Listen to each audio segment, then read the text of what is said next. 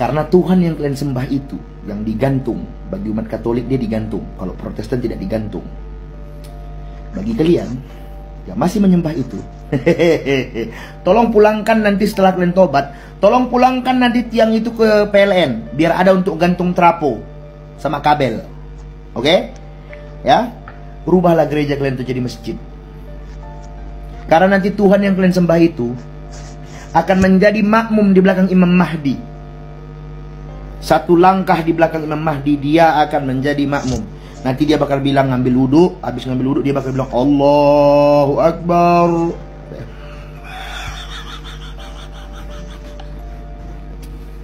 Nggak ada kalian Allahu Akbar. Nggak ada. Nggak bisa. Nggak ada. Yang ada Salli fardu subhi rakaataini adzan lillahi ta'ala Allahu Akbar. Nggak ada usalli fardu subhi rakaataini adzan lillahi ta'ala Allahu Akbar. Nggak ada. Nggak ada. Salah. Bertobatlah nak. Ayolah. Bertobatlah. Astagfirullahaladzim.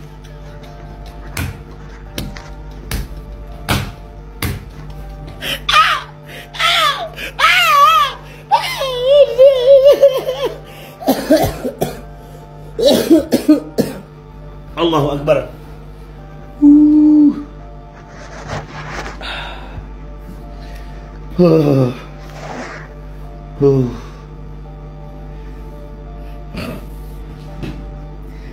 Halo domba-dombaku, masa iya kalian selama ini dianggap binatang padahal kalian manusia? Berpikirlah dulu logika.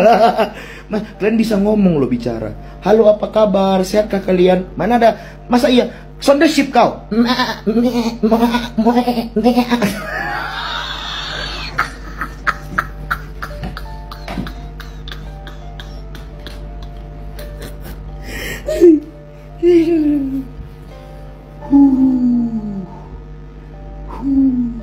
Ada satu domba yang tersesat. Siapakah dia? Ya, Ismail, karena dipotong sama Nabi Ibrahim. Rupanya menjadi Nabi Ismail. Itulah domba tersesat kalian. Yuk bisa yuk, asyhadu.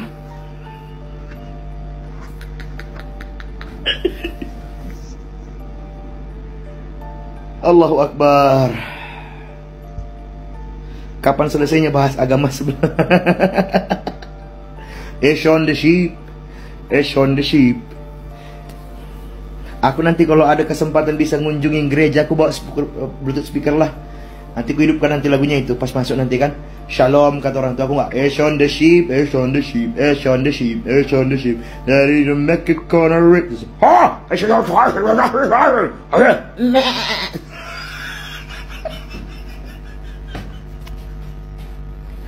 Kenapa kau putar lagu Sound the Sheep di gereja? Kalian kan apa? Domba. Ya udah, inilah dia lagu kalian. Sound the Sheep. Sound the Sheep. Loginlah sebelah sebelum terlambat. Benar. Asyhadu.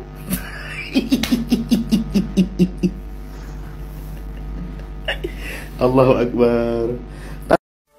Saudara-saudara yang diberkati oleh Tuhan Yesus Kristus, pembacaan firman Tuhan pada saat ini, saudara-saudara, terpilih dari surat 1 Petrus ya. 1 Petrus pasalnya yang kedua. Saya akan baca ayat 24 dan ayat 25. Ini merupakan bagian terakhir dari sorotan saya terhadap surat 1 Petrus 2 ini, yaitu ia sendiri telah memikul dosa kita di dalam tubuhnya di kayu salib, supaya kita yang telah mati terhadap dosa hidup untuk kebenaran. Oleh bilur-bilurnya kamu telah sembuh. Nah, saudara-saudara yang diberkati oleh Tuhan Yesus Kristus, menarik bahwa ayat ini, saudara-saudara, dimulai dengan ungkapan yang luar biasa yang merupakan kekuatan bagi kita semua orang Kristen.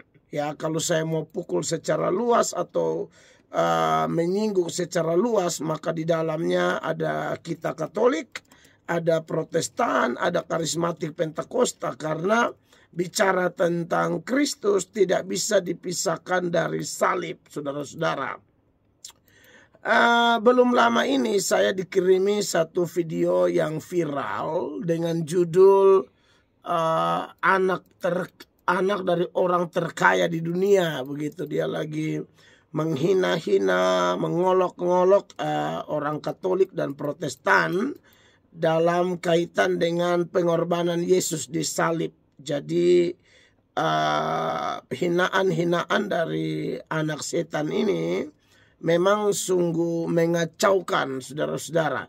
Saya tidak terlalu tahu pasti dia tinggal di mana, tetapi memang lagi viral di sosial media, khususnya di TikTok. Dia lagi live dan menghina-hina orang Katolik dan orang Protestan berkaitan dengan ketidakpercayaan dia. Dia bukan Kristen, dia pakai istilah Islam, tapi saya juga rasa dia hanya adu domba orang Islam dan orang Kristen. Apalagi tahun-tahun politik begini, kita lagi berdoa, berharap Tuhan berikan kita pemimpin yang takut akan Tuhan. Tapi entah mungkin dia lagi mabok, dia lagi apa, saya tidak tahu, apakah kurang waras dan lain sebagainya. Tapi saya berharap memang dia bukan mewakili Islam, saudara-saudara. Kelihatan dia sedang mengadu domba orang kami Kristen, baik Katolik, Protestan,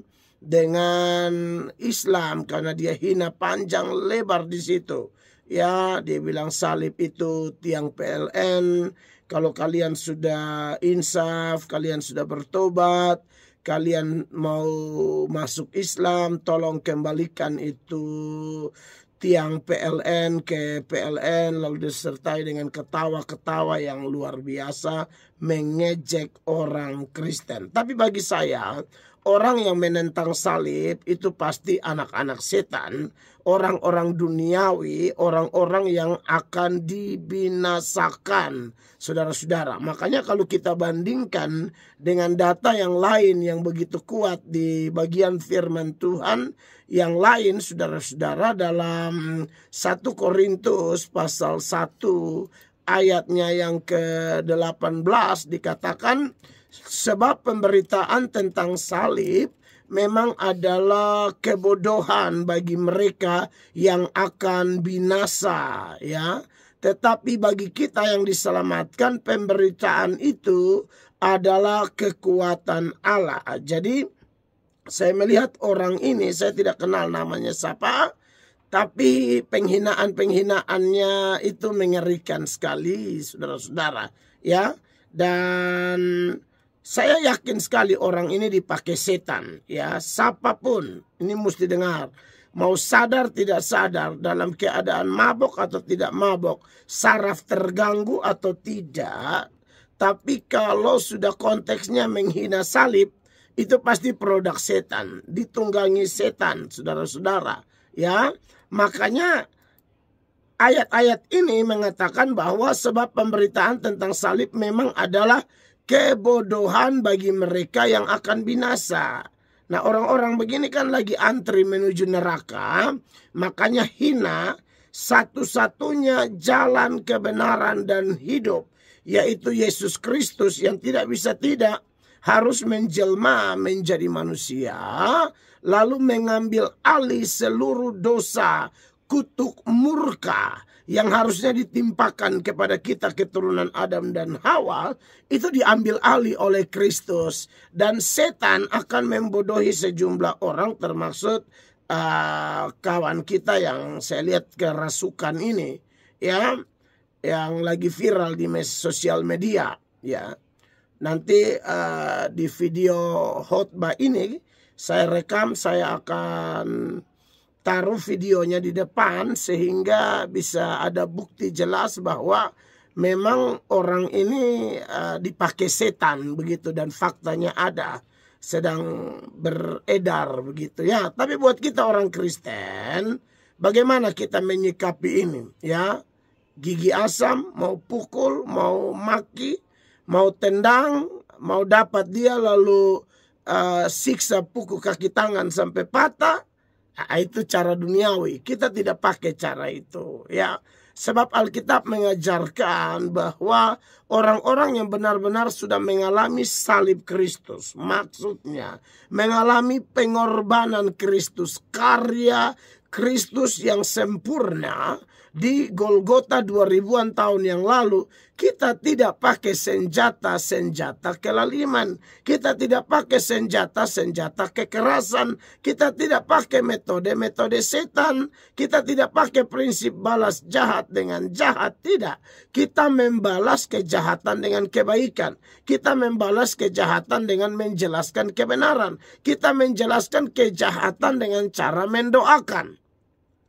Kita tidak bermain di situ. Jadi buat saudara-saudaraku, umat Katolik, umat Protestan, karismatik, Pentakosta yang merasa tersinggung, terganggu dengan hinaan si alat setan ini, saya harap melalui respon saya, khotbah saya pada saat ini memberi kita ketenangan, ya, bahwa memang Tuhan Yesus sudah ngomong dari dulu, saudara-saudara, bahwa kalau dunia membenci kamu, menurut Yohanes 15 ya, ayatnya yang ke-18, itu karena dunia sudah lebih dahulu membenci aku. Saya kalau baca ini ayat saya kuat, karena memang bagi orang yang mau ikut Kristus sungguh-sungguh, saudara-saudara, sampai kapanpun sebelum dunia kiamat, kita tidak boleh berharap dipuji-puji. Kalau ada yang bisa puji dengan tulus, itu pasti sesama orang percaya. Itu pasti sesama orang yang ada Roh Kudus. Tapi pertanyaannya, kalau kita lihat statistik perbandingan antara orang yang ada Roh Kudus dan yang tidak ada Roh Kudus yang menumpang di planet ini, jelas lebih sedikit orang yang ada Roh Kudus. Mayoritas penghuni planet ini hari-hari ini adalah orang yang tidak punya Roh Kudus. Dari situ saja kita sudah harus siap bahwa hidup kita pasti nanti kena hina, kena maki, begitu kan? Makanya jangan kita membanggakan kuantitas kita. Baik kita saudara Katolik, saudara Protestan, Pentakosta, karismatik. Wah, gereja penuh nih, sesak sampai tidak ada kursi. Di data gereja, keanggotaan di gereja lokal aja menembus puluhan ribu, ratusan ribu, bahkan juta. Kita nggak usah bermegah di situ. Sebenarnya kita harus lebih kepada mempersiapkan diri kita dengan benar, mempersiapkan diri kita dengan sungguh, sambil submit sama Tuhan, takluk sama Tuhan, sehingga kuasa dari pihak sorga, kuasa dari Allah yang maha tinggi itu memberi kita kemampuan. Untuk apa? Untuk melihat bahwa hinaan, makian dari anak-anak setan seperti ini adalah satu penggenapan dari apa yang Tuhan Yesus sudah katakan bagi kita, kekasih-kekasih Tuhan. Seperti yang tercatat di beberapa ayat, salah satunya yang akan saya bacakan ini, Yohanes 15 ayat 18 dan seterusnya. Jikalau dunia membenci kamu, haleluya, ingatlah bahwa ia telah lebih dahulu membenci aku daripada kamu. 19, sekiranya kamu dari dunia, tentulah dunia mengasihi kamu sebagai miliknya. Tetapi karena kamu bukan dari dunia, melainkan aku telah memilih kamu dari dunia, sebab itulah dunia membenci kamu. Haleluya. Jadi memang ini tidak bisa dihindari, ya. Orang duniawi seperti ini tanpa Roh Kudus, seperti 1 Korintus 1 ayat 18 tadi mengatakan bahwa berita tentang salib itu adalah kebodohan. Mereka juga inilah yang membenci pengikut Kristus. Kenapa? Karena mereka hidup tanpa Roh Kudus, kekasih-kekasih Tuhan. Makanya kalau kita lihat di data yang lain sebagai pembanding, dalam 1 Korintus pasal 2 ayatnya yang ke-14, ayat itu mengatakan tetapi manusia duniawi. Nah, ini yang benci Kristus dan pengikut-pengikutnya. Tetapi manusia duniawi tidak menerima apa yang berasal dari Roh Allah. Yang namanya duniawi dan sorgawi itu kontras. Ya, yang namanya duniawi dia akan selalu kontradiksi dengan fenomena ya pergerakan Roh Kudus. Karena hal itu baginya adalah suatu kebodohan dan ia tidak dapat memahaminya. Sebab hal itu hanya dapat dinilai secara rohani. 15. Tetapi manusia rohani menilai segala sesuatu, tetapi ia sendiri tidak dinilai oleh orang lain. Jadi kekasih-kekasih Tuhan, maksudnya kalau ada orang maki, orang hina, itu bukan standar penilaian kita. Orang rohani itu Roh Kudus yang menilai. Sekalipun ada cacian, makian, hinaan yang merendahkan, menyudutkan kekristenan, tapi kita tidak terpengaruh dengan penilaian sampah dari orang-orang duniawi, anak-anak setan seperti yang viral di TikTok itu, begitu ya. Jadi saya lihat pasti orang Kristen pasti marah, tapi saya mau tenangkan saudara, tak usah marah ya. Saya angkat bicara untuk menunjukkan bahwa kita juga tidak tinggal diam, tetapi kita melakukannya sesuai tuntutan firman Allah, bahwa kita tidak bisa sabar saja juga kalau ada orang yang hina-hina ya. Ya, kita lihat kalau Tuhan itu dia memuji orang yang tidak tinggal diam. Seperti kepada jemaat di Efesus ya. Wahyu pasal 2 ayatnya yang kedua. Ini pujian Kristus kepada gereja di Efesus, saudara-saudara. Aku tahu segala pekerjaanmu, baik jeripayamu maupun ketekunanmu. Aku tahu bahwa engkau tidak dapat sabar terhadap orang-orang jahat, ya, bahwa engkau telah mencobai mereka yang menyebut dirinya rasul, tetapi yang sebenarnya tidak demikian, ya. Jadi kalau sesuatu yang tidak sesuai kebenaran, Tuhan puji jemaat di Efesus karena mereka langsung mengecam. Justru kalau ada gereja orang percaya diam-diam saja, justru dikecam oleh Kristus. Ya, ini kelihatan dalam 2 Korintus ya. Pasalnya yang ke-11 ayat 4. Ini kecaman firman Allah melalui tulisan Rasul Paulus. Dia berkata, sebab kamu sabar saja jika ada seorang datang memberitakan Yesus yang lain daripada yang telah kami beritakan, atau memberikan kepada kamu roh yang lain daripada yang telah kamu terima, atau Injil yang lain daripada yang telah kamu terima. Ya, jadi jemaat di Korintus ada ajaran sesat, ada orang serang Kristen, diam-diam saja. Tidak bisa diam-diam saja. Kita memang tidak berantem, kita tidak pakai senjata kelaliman, tapi puji Tuhan karena ada hamba-hamba Tuhan seperti kami yang dipersiapkan oleh Allah untuk menjadi apologet, pembela-pembela iman, ya, pembela-pembela Injil. Memang kalau saya ngomong pembela-pembela Injil nih ada jemaat awam khususnya ya.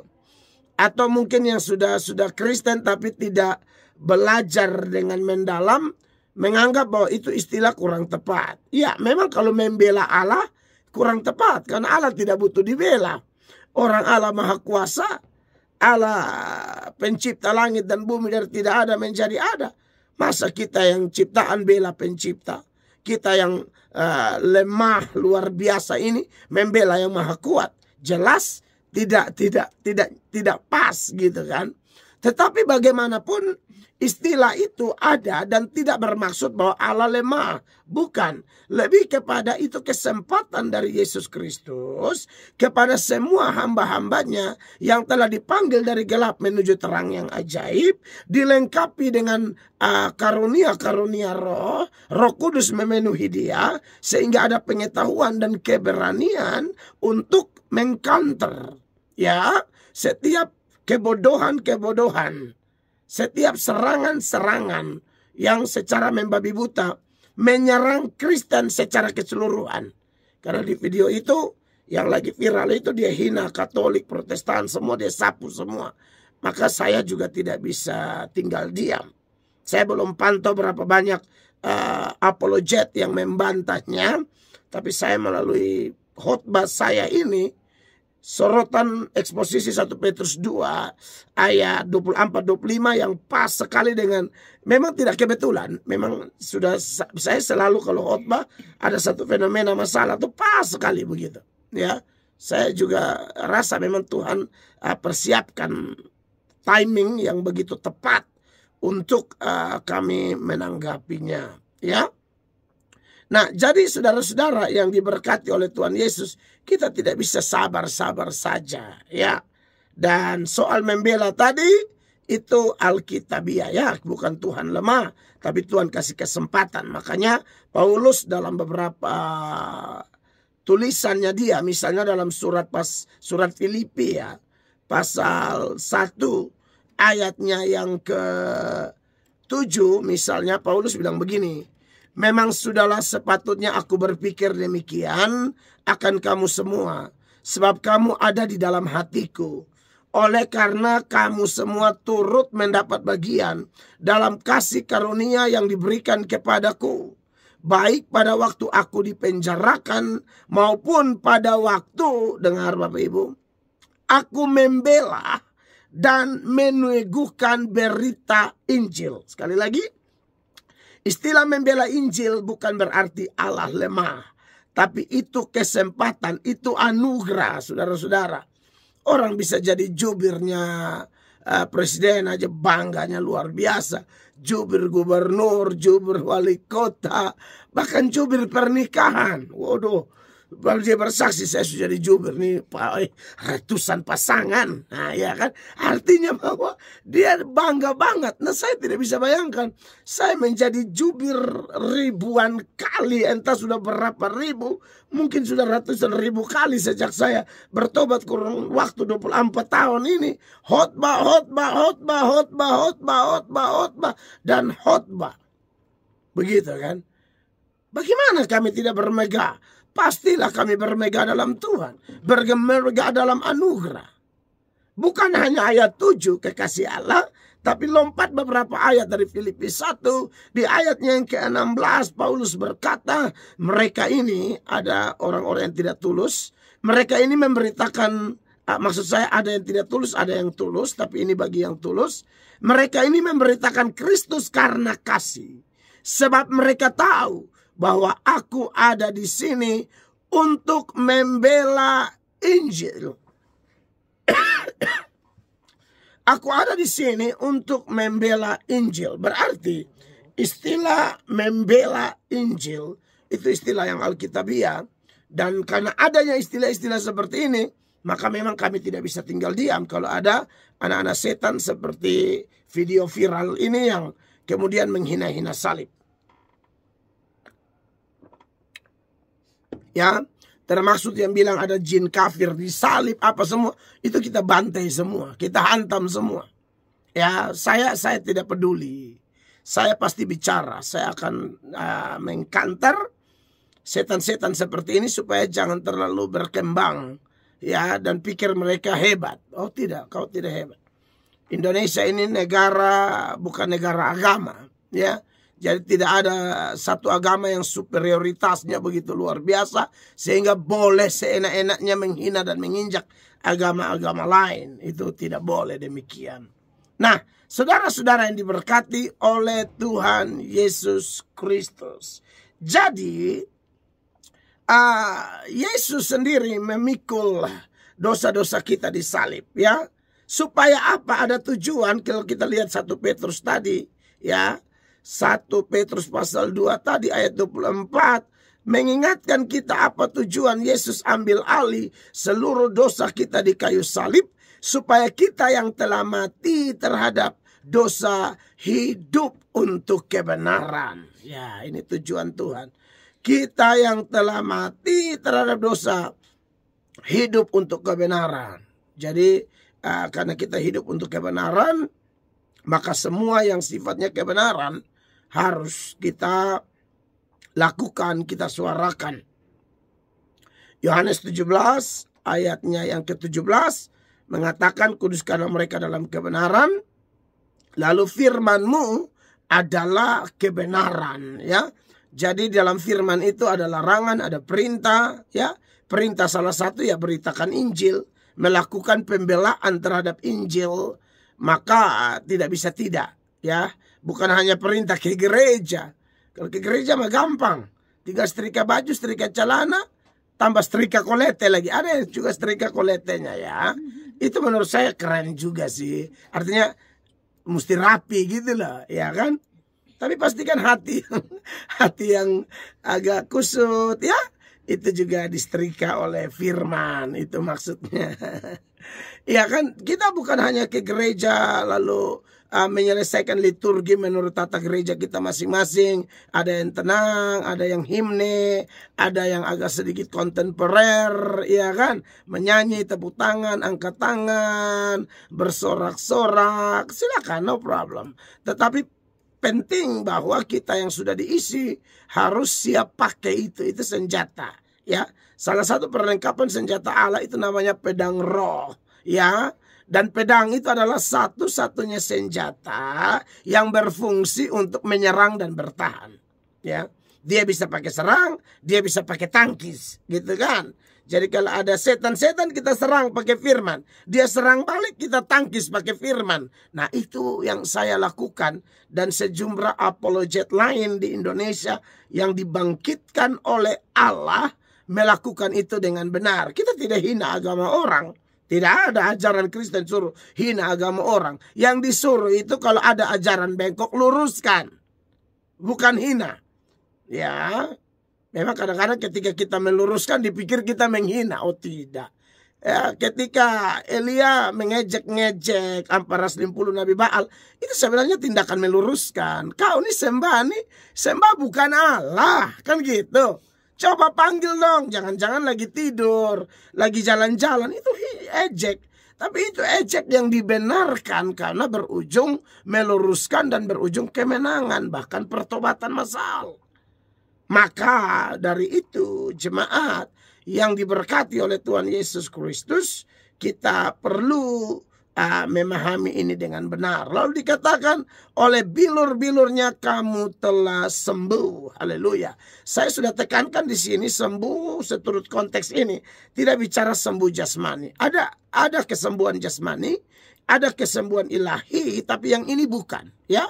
Saya ingatkan kesembuhan jasmani atau kesembuhan ilahi itu masih ada dan perlu diketahui oleh semua kita bahwa tanda bahwa kesembuhan itu ilahi atau bukan, itu tandanya yang pertama dia terjadi seketika itu, dan yang kedua tidak kambuh-kambuh lagi, dan yang ketiga tanpa bantuan medis. Itu baru namanya kesembuhan ilahi, ya.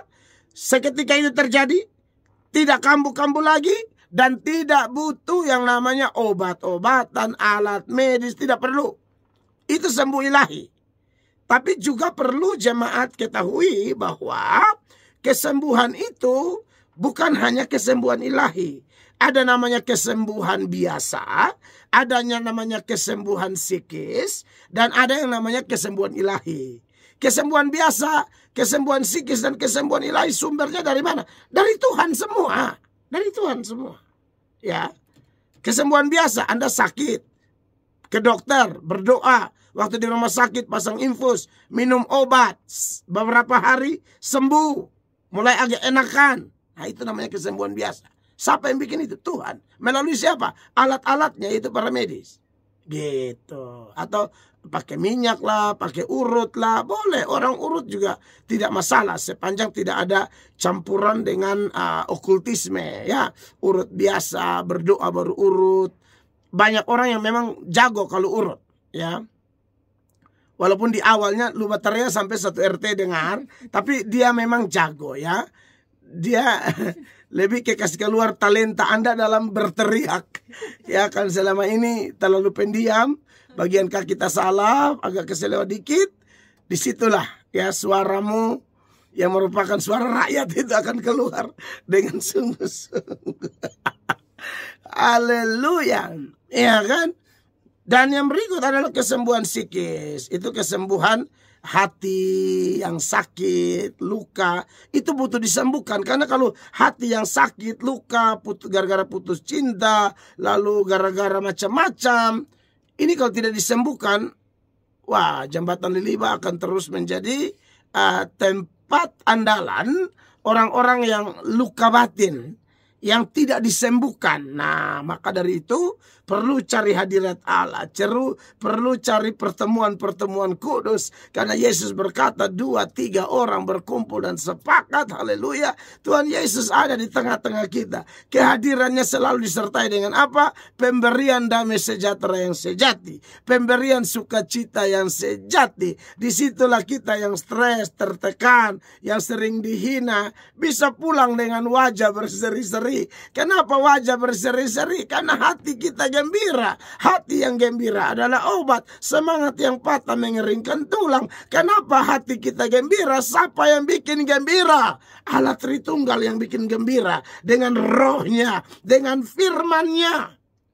Secara lahiriah, secara materi, secara fisik, mungkin kita tidak sehebat orang lain. Tapi kalau omong batin, omong hati, omong iman, omong spiritual kita, Roh Kudus bekerja dahsyat, amazing.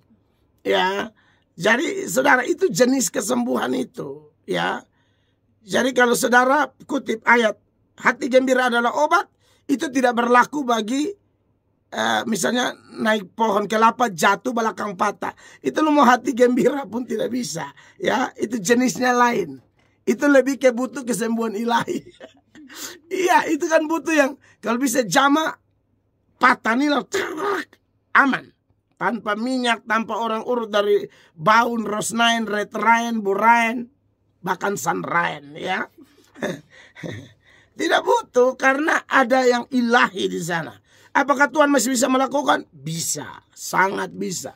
Apakah Tuhan mau? Itu yang soal. Karena itu haknya Tuhan, ya. Kalau bisa, bisa banget. Gampang itu mah, ya kan? Nah, saya ini ajar jemaat supaya cerdas ini. Saya jujur, sejujur-jujurnya. Saya kasih tahu mana ilahi, mana bukan. Tapi jemaat yang mengasihi Tuhan, mau ilahi kah, mau biasa kah, mau psikis kah, tahu sumbernya cuma Tuhan. Itu yang bikin kita kuat, gitu kan. Jadi memang semua suka-suka Tuhan, kayak begitu ya.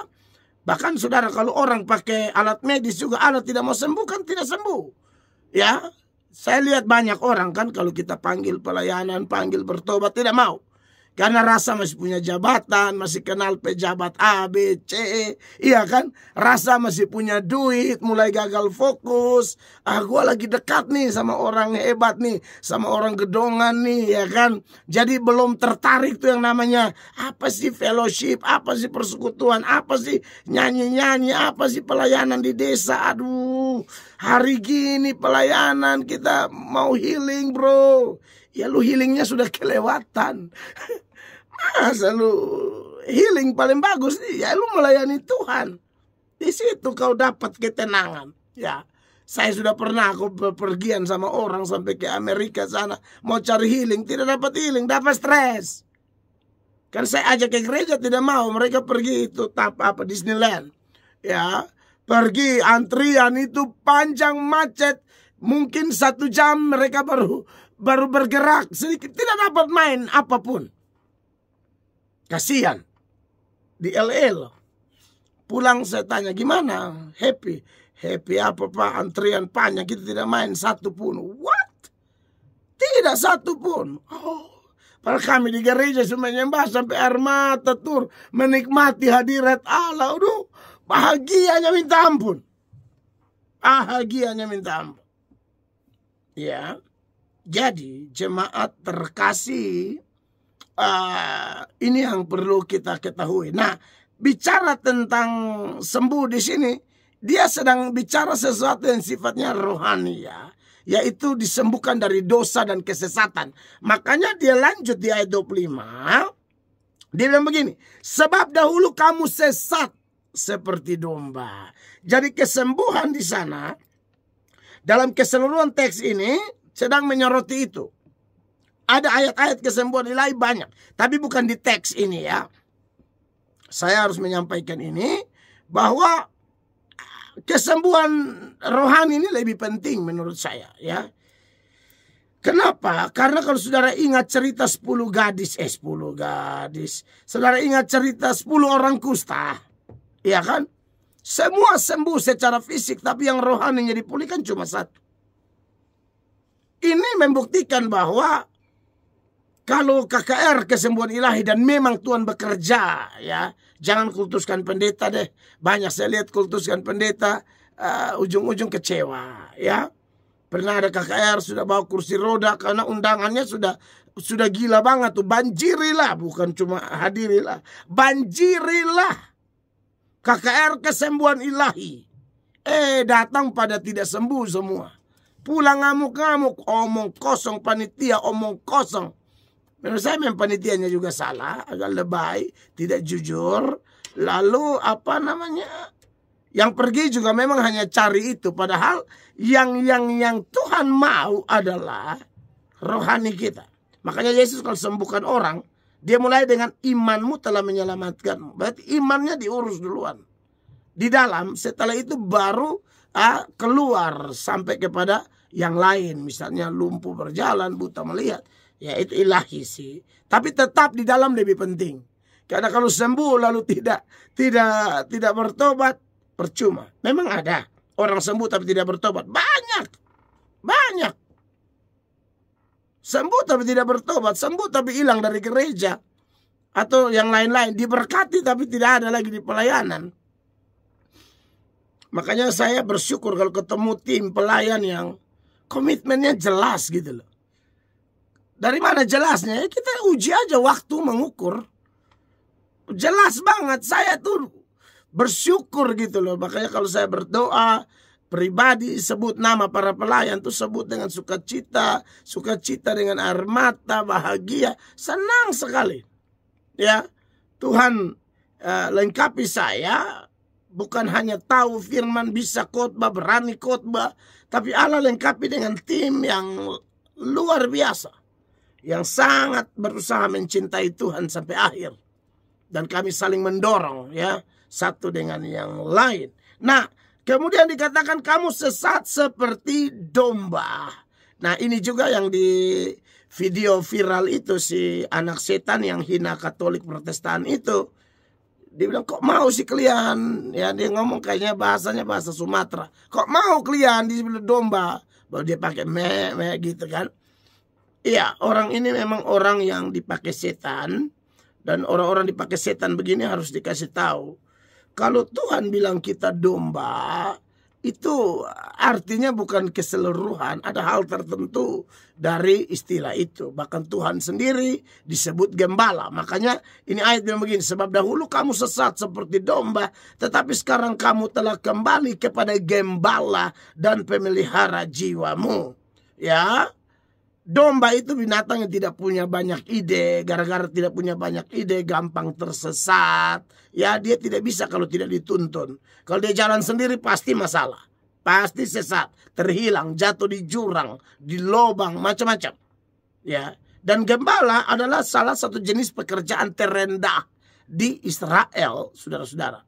Bahkan kalau saudara lihat sejarah orang Israel, zaman itu gembala tidak diizinkan ada di pengadilan kasih kesaksian. Nah, kalau Tuhan sendiri pencipta bisa merendahkan diri seperti seorang gembala yang notabene dalam konteks itu adalah pekerjaan terendah, saya pikir kalau kita disebut domba tidak berlebihan itu. Pas. Ya. Tetapi sekali lagi itu sorotannya adalah karena kita itu gampang tersesat kalau tidak dituntun, ya. Jadi si anak setan itu yang dipakai setan memang dia sangat kurang ajar. Kita berdoa supaya dia selamat, ya. Tuhan berkenan dia selamat. Karena saya lihat kalau kita domba dia hina-hina, saya lihat dia lebih ke ular, ya. Jadi kalau Tuhan tolong biar ini ular satu nih dijamah, kalau dikenal Yesus dia juga akan jadi domba. Karena bicara domba bicara kepekaan yang terus menerus kepada sang gembala. Dan bicara gembala di sini adalah gembala agung Yesus Kristus. Kalau pendeta Mel Atok dikenal dengan gembala sidang Amazing Grace misalnya, itu harus dipahami hanya gembala kecil. Gereja yang saya pimpin, jemaatnya itu milik Tuhan Yesus semua. termasuk gereja Gemit, gereja Katolik, itu bukan milik orang, itu milik Kristus sebenarnya. Makanya kita sebagai domba pasti banyak kekurangan dong. Makanya kita diposisikan domba nih supaya dengar nih gembala omong apa. Jangan bikin sendiri, jangan jalan sendiri. Sebab dikatakan nanti kamu sesat seperti domba. Domba yang tidak dituntun. Gembala ajar lain, kita bikin lain. Alkitab ajar Tritunggal Alkitabiah, kita bilang bukan. Alkitab ajar Yesus itu Allah, ada yang bilang bukan. Alkitab ajar bahwa keselamatan itu jalannya cuma satu, ada yang bilang bukan. Nah, ini bukan domba yang baik. Domba yang baik harus dengar suara gembala. Kiranya khotbah saya di pagi ini memberkati. Dan buat saudara yang dengar dan pernah nonton video yang melalui khotbah ini saya tanggapi, Anda tak usah marah, doakan ya pembalasan hak Tuhan. Apakah Tuhan mau kasih mati dia atau Tuhan kasih selamat dia, kembali kepada kedaulatan Allah. Tapi kita berdoa untuk apa? Tuhan, pembalasan hakmu, kami mohon selamatkan dia supaya dia bisa kenal Tuhan dan nanti bersaksi, saya sudah salah besar menghina keselamatan yang sesungguhnya. Itu dari saya, Tuhan berkati, God bless you all.